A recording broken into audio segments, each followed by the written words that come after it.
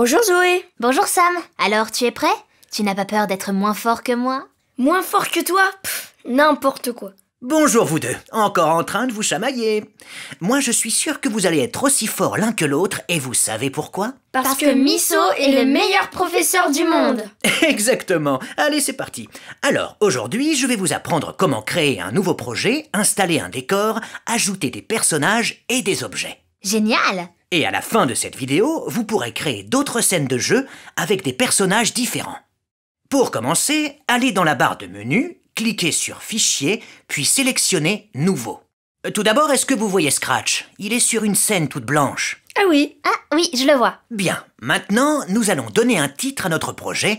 On dit renommer le projet. Ça sert à quoi? Ça sert tout simplement à retrouver votre jeu plus facilement lorsque vous l'aurez sauvegardé. Eh bien, dans la barre de titre, juste au-dessus de la scène, double-cliquez pour sélectionner le titre actuel, Untitled, et écrivez le nom que vous aurez choisi. Zoé, quel titre souhaites-tu donner à ton projet? Et pourquoi pas Super Zoé 1?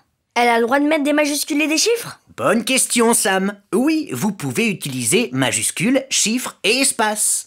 Eh bien, le mien s'appellera Wiz 1. Mais ça veut rien dire, Wiz. Et alors? Bon, allez, ça suffit.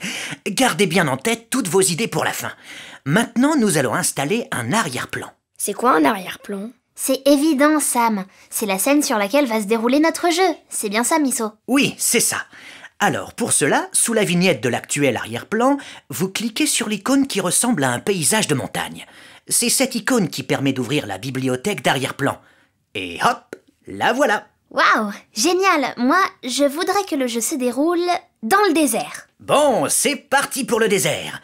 Alors, pour sélectionner notre arrière-plan, faites défiler les images à l'aide de la barre de défilement à droite, cliquez sur l'image du désert, puis, pour l'installer, cliquez sur le bouton OK en bas à droite. Il est aussi possible de double-cliquer sur l'image du désert, elle sera automatiquement installée en fond. Et voilà, Scratch est dans le désert maintenant. Il a l'air d'avoir bien chaud. Attendez, ce n'est pas fini. Regardez bien, l'onglet arrière-plan est apparu. Et vous voyez? Ah oui, il y en a deux. Comment on va faire? Il suffit d'en supprimer un. Cliquez sur la vignette blanche du premier arrière-plan et ensuite sur la petite croix en haut à droite. Vous pouvez aussi cliquer avec le bouton droit de votre souris pour afficher le menu contextuel et sélectionner alors « Supprimer ». Alors, est-ce que ça vous plaît pour l'instant? Oui. Est-ce qu'on peut rajouter des personnages maintenant? Oui, tout à fait. C'est exactement ce que nous allons faire. Il faut que vous sachiez que les personnages se nomment lutins dans notre cours. Enregistré? Oui. Oui. Pour ajouter des lutins, donc, il faut aller dans la zone des lutins et cliquer sur la première icône à tête de lutin. Ainsi, la bibliothèque des lutins va s'ouvrir.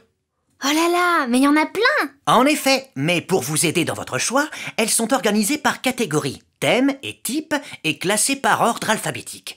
Comme cela, vous utilisez la barre de défilement à droite et lorsque vous avez décidé d'en choisir une, vous la sélectionnez puis vous cliquez sur le bouton OK en bas à droite de la fenêtre. C'est bien compris? Oui, c'est comme pour l'arrière-plan. Exactement. Alors cette fois, c'est à Sam de choisir. La coccinelle Ladybug 2, elle est superbe. D'accord.